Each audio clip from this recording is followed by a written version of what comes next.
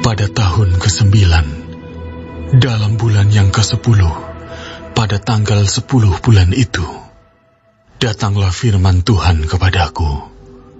Hai anak manusia, tuliskanlah tanggal hari ini. Ya, tanggal hari ini. Pada hari ini juga Raja Babel mulai menyerang Yerusalem. Ucapkanlah suatu perumpamaan kepada kaum pemberontak dan katakanlah kepada mereka, beginilah firman Tuhan Allah. Taruhlah kuali di atas api, taruhlah dan tuanglah juga air ke dalamnya. Taruhlah potongan daging di dalamnya, semua potongan yang baik, paha dan punggungnya, penuhilah itu dengan tulang-tulang pilihan. Ambillah domba yang terpilih, dan susunlah juga kayu di bawahnya. Biarlah masakan itu mendidih, dan tulang-tulangnya turut empuk di dalamnya. Oleh sebab itu, beginilah firman Tuhan Allah. Celakalah kota yang penuh hutang darah, kuali yang berkarat di dalamnya, dan karatnya tidak hilang daripadanya. Keluarkanlah potong demi potong dari dalamnya, tanpa memilih-milih. Sebab darah yang dicurahkannya masih terdapat di tengah-tengahnya. Ia mencurahkannya di atas bukit batu yang gundul. Ia tidak mencurahkannya di atas tanah, supaya ditutupinya dengan tanah. Demi amarah yang timbul dan rasa pembalasan yang bangkit, Aku akan mencurahkan darahnya sendiri ke atas bukit batu yang gundul, supaya jangan ditutupi. Oleh sebab itu, beginilah firman Tuhan Allah. Celakalah kota yang penuh hutang darah. Aku juga hendak memperbesar pancakannya. Susunlah banyak kayu, nyalakan api, biarlah dagingnya masak betul, buanglah kuahnya, dan biarlah tulang-tulangnya hangus. Letakkanlah periuk itu kosong di atas bara api, supaya itu dibakar dan tembaganya menjadi merah, sehingga kotorannya hancur di dalamnya dan karatnya hilang.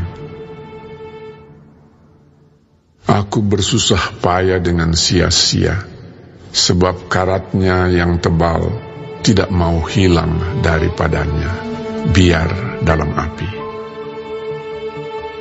Oleh karena engkau menajiskan dirimu dengan kemesumanmu, dan aku ingin mentahirkan engkau, tetapi engkau tidak menjadi tahir dari kenajisanmu, maka engkau tidak akan ditahirkan lagi, sampai aku melampiaskan amarahku atasmu. Aku, Tuhan yang mengatakannya. Hal itu akan datang, dan aku yang akan membuatnya. Aku tidak melalaikannya dan tidak merasa sayang, juga tidak menyesal. Aku akan menghakimi engkau menurut perbuatanmu.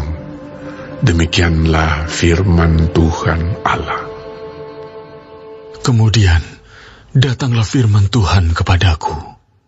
Hai anak manusia, lihat, aku hendak mengambil daripadamu dia yang sangat kau cintai, seperti yang kena tulah.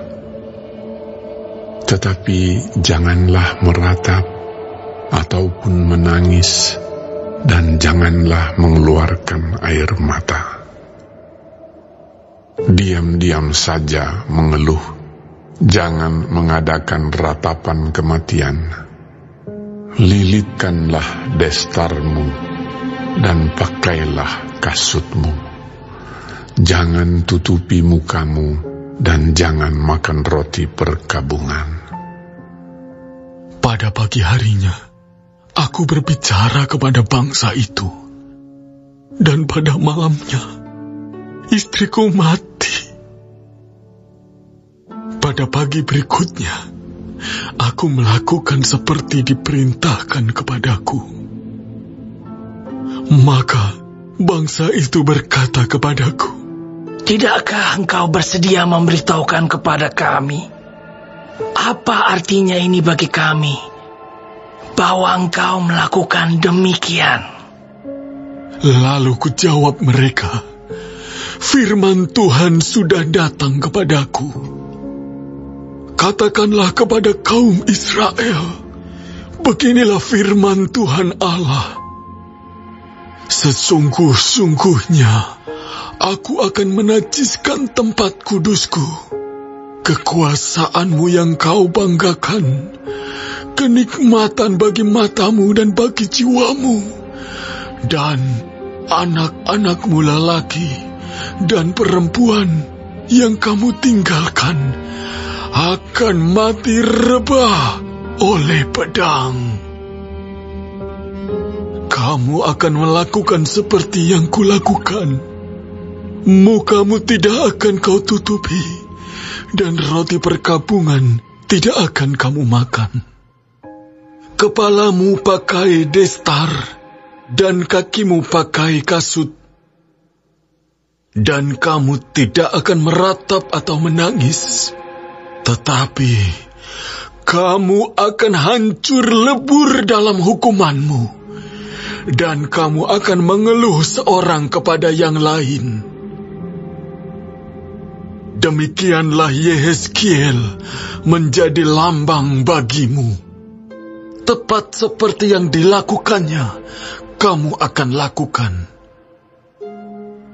Kalau itu sudah terjadi, maka kamu akan mengetahui bahwa Akulah Tuhan Allah.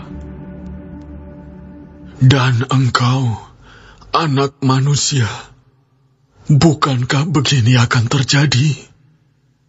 Pada hari aku mengambil dari mereka benteng mereka, perhiasannya yang menggirangkan hatinya, kenikmatan matanya, dan yang dirindukan jiwanya, anak-anak mereka lelaki dan perempuan.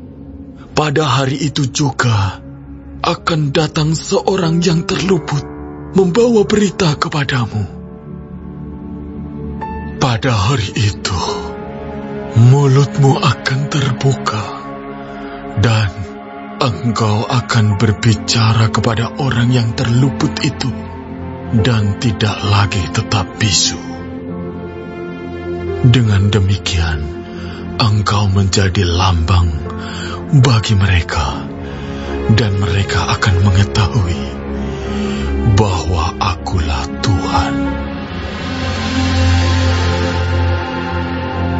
Renungan buat kita dari Yeskiel pasal 24. Dalam pasal ini Tuhan memberi Yeskiel sebuah perumpamaan yang menggambarkan Yerusalem sebagai sebuah kuali berkarat yang diisi dengan potongan daging.